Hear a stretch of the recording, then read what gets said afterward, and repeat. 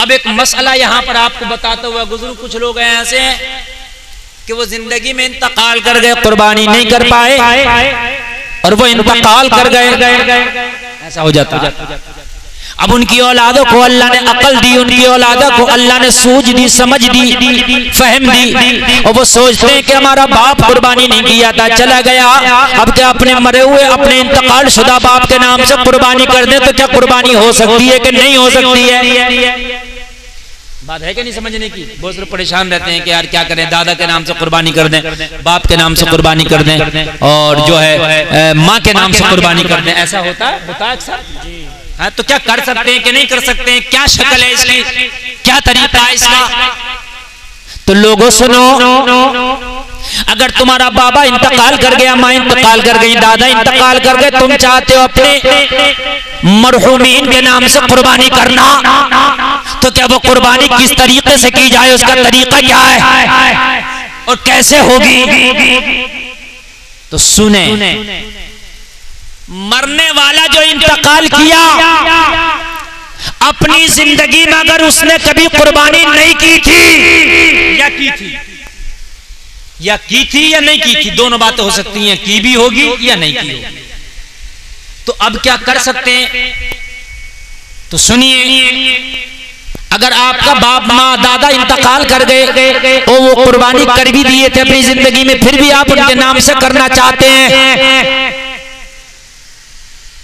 तो उनके नाम से कुर्बानी अगर करना चाहते हैं तो कर सकते हैं, लेकिन उनके नाम से करना वाजिब नहीं है। उनके नाम से जो कुर्बानी होगी वो सिर्फ इसाले सवाब की नियत से होगी, बेशक वो वाजिब नहीं है उनकी।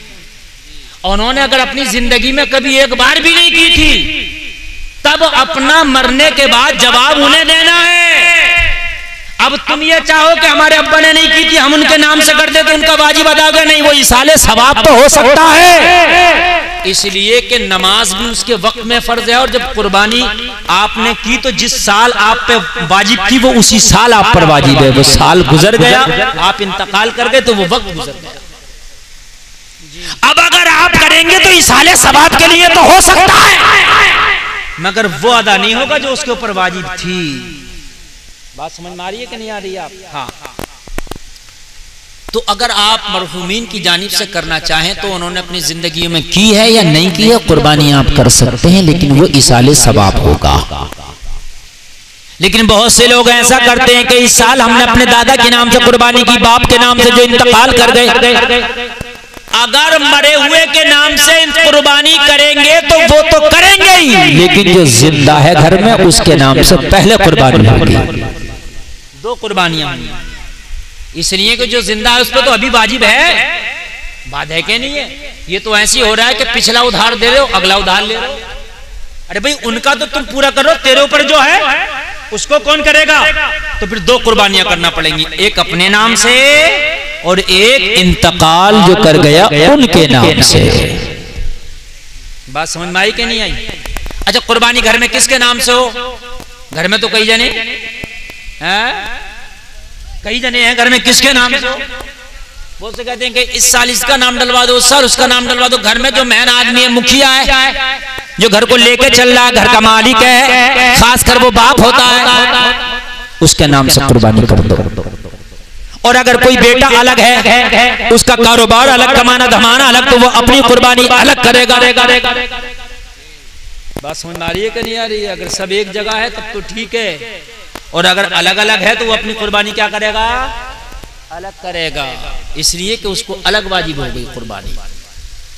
बहुत से लोग कुर्बानी में हिस्सा कर लेते हैं तो वो कहते हैं हमारे 5 हिस्से हो गए, 7 हिस्से करेंगे तब कुर्बानी होगी पूरी। बहुत से लोग ये करते हैं भाई मेरे 5 हो गए तो अब मैं 2 और करूंगा तो पूरे 7 हिस्से हो जाएंगे तो 1 हो जाएगा। ऐसा भी होता है बहुत से लोगों के जहन में। तो अगर आपने इस साल एक हिस्सा कुर्बानी का किया तो हिस्से में ही आपकी कुर्बानी मुकम्मल हो गई। इस साल की कुर्बानी इसी साल पूरी हो गई। बात समझ में आ रही है कि नहीं आ रही है? अच्छा, ये बातें बताऊं कि नहीं बताऊं आपको? ये बताइए, अच्छी लग रही है कि नहीं लग रही है? इसलिए बता रहा मेरे भाई, कुर्बानी सर पर है, लोगों को पता तक नहीं होता, बड़े परेशान रहते हैं। सही बता रहा हूं मैं कि नहीं बता रहा हूं? हालांकि शादी की महफिल में शादी पे तकरीर बहुत लंबी चौड़ी कर सकता हूं, लेकिन इस शादी के हवाले से आपको ये इतने अच्छे मसले मालूम हो रहे, इतनी अच्छी बातें पता चल रही हैं। अगर आपने एक हिस्सा कर दिया तब भी पूरी कुर्बानी मानी जाएगी, पूरी कुर्बानी कर दी तब भी पूरी मानी जाएगी। अगले साल को अगर हिसाब है, आप फिर मालिक के निसाब है तो फिर कुर्बानी अलग से करेंगे, नहीं है तो कोई बात ही नहीं। बात समझ में आ गई क्या नहीं आ गई? इतनी आगे बढ़े। देखो ये बच्चे जो उठ रहे हैं, ये पता नहीं क्यों उठ रहे हैं ये बच्चे, इनको समझ में नहीं आ रही होगी ना बात। और ये जब ये जवान हो जाएंगे ना तो कहेंगे अपने अब्बा के नाम से हजरत हम करें कि नहीं करें कुर्बानी। फोन करते हैं, परेशान करते हैं फोन कर करके। हाँ, जब तक कुर्बानी नहीं, जब तक कामयाबी नहीं। हाँ, कुर्बान। हजरत इब्राहिम खलीलुल्लाह, लोगों जरा गौर करो, आप मैं बात कर रहा हूं उस जमाने की कि जब हजरत इब्राहिम खलीलुल्लाह ने जिस घर में होश संभाला, लोगों वो आजर का घर था, हजरत इब्राहिम का चाचा लगता था, काम था बुतों को बनाना, मूर्तियां बनाना, बाजारों में बेचना। लोगों हजरत इब्राहिम का जज्बा देखो। एक दिन मूर्तियां बनाने वाले एक मेले में गए, मेला बहुत बड़ा होता था। हजरत इब्राहिम को कहा, इब्राहिम चलो आज हमारा सबसे बड़ा मेला, तुम भी चलो। हजरत इब्राहिम ने फरमाया, अना सकीम, मैं आज बीमार हूँ, मैं आज मेले को नहीं जाऊंगा। हजरत इब्राहिम ने कुछ और ठान लिया था, या अल्लाह आज मैंने बहुत बड़ी कुर्बानी का जज्बा ठान लिया। लोगों जरा कान खोल कर सुनो, हजरत इब्राहिम रुक गए, सारे के सारे मेलों को चले गए। हजरत इब्राहिम सनम खाने में चले गए। जी, सनम खाना जानते हैं? नहीं जानते हैं? नहीं जानते ना। सनम कहते हैं जो पत्थर का तराशा हुआ बुत होता है, वो उसको सनम कहते हैं। समझ रहे हैं?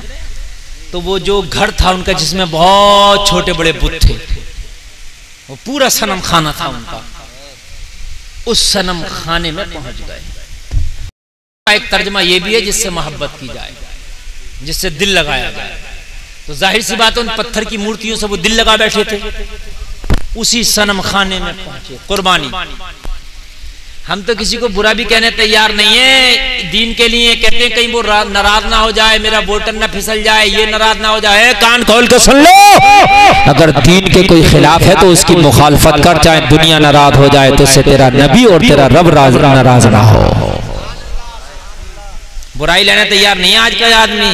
बुरा नहीं कह रहा, अरे मेरे भाई अगर कोई गलत काम कर रहा तो उसकी मुखालफत कर, वो तुझसे नाराज भी हो जाए तो होने दे, इसलिए कि ये भी कुर्बानी है। हजरत इब्राहिम ने देखा सनम खाने में लाइन से सारे सनम लगे हैं, खड़े हैं। कुल्हाड़ा लिया और एक एक की खैरियत लेना शुरू कर दी। कुल्हाड़े से हजरत इब्राहिम ने सबका कीमा बना दिया। अकेले अकेले और सबका क्या कर दिया? कीमा सबका बना दिया। तवज्जो करें तो सबको तहस नहस कर दिया। हजरत इब्राहिम ने जो सबसे बड़ा था उसी को छोड़ दिया और उसके कांधे पर कुल्हाड़ा रख दिया और आप दरवाजा बंद करके सनम खाने से निकल आए। अब जब ये मेले से सब लोग वापस आए, 18वें पारे का मैं तर्जमा सुना रहा हूं आपको। हाँ, ये 18वें पारे में पूरा जिक्र है। जब 5वें रुकू से आगे चलेंगे आप तो सबने देखा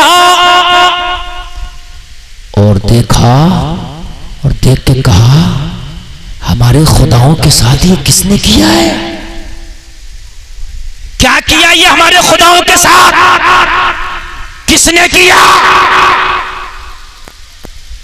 तो लोगों ने कहा, कालू समेना फतन यज़कुरुहुम यक़ालु लहू इब्राहिम, हमने इब्राहिम नाम के एक नौजवान को इनका जिक्र करते सुना था, कहीं ये उसी का काम तो नहीं है?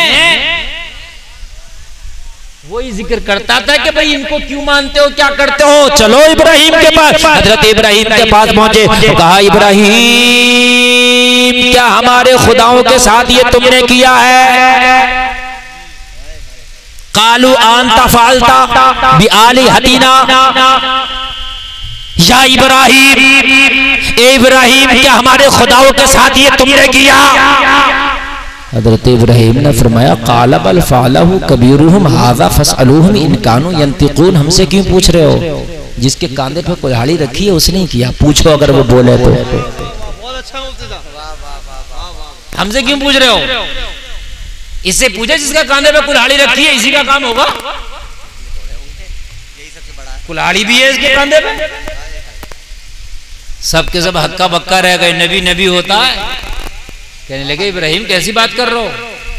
ये पत्थर का होके इनको कैसे तोड़ देगा? ये पत्थर का होके कैसे कुल्हाड़ी चलाएगा? ये पत्थर का होके कैसे इन्हें तोड़ देगा? हजरत इब्राहिम ने फरमाया जब ये पत्थर का होके कुल्हाड़ी नहीं चला सकता तो ये पत्थर का होके तुम्हें खाना कैसे दे सकता है? तुम्हें शिफा कैसे दे सकता है? बीमारियों से निजात कैसे दे सकता है? परेशानियों में मदद कैसे कर सकता है? अरे जब ये पत्थर का बोल नहीं सकता तो ये पत्थर का खुदा कैसे हो सकता है? नारे तकबीर, नारे रिसालत, मसलके आला हजरत मुफ्ती गुलफाम रामपुरी साहिब किबला। हाय हाय, जोर से बोलो ना यार, सुभान अल्लाह। अब सब के सब खामोश रह गए, जो मानते थे वो भी खामोश रह गए। लोगों कान खोल के सुनो, जिन्होंने बनाया था वो भी खामोश रह गए। बात तो सही है, जो बोल नहीं सकता वो खुदा कैसे हो सकता है? जो कुल्हाड़ी नहीं चला सकता वो खाना कैसे दे सकता है? जो इनकी हिफाजत नहीं कर सकता वो तुम्हारी हिफाजत कैसे कर सकता? क्या बात है भाई, जिंदा। जो अपने पास वालों की नहीं कर सकता वो दूर वालों की कैसे कर देगा? है? बात सही है कि नहीं है? बात समझ में आ गई बहुत सौ के बात तो सही है इब्राहिम की, मगर मुखालफत शुरू हो गई यहां से। मुखालफत मगर होने दो, बन के फानूस जिसकी हिफाजत हवा करे वो शमा क्या बुझे जिसे रोशन खुदा करे। होने दो मुखालफत, कितनी होगी मुखालफत है।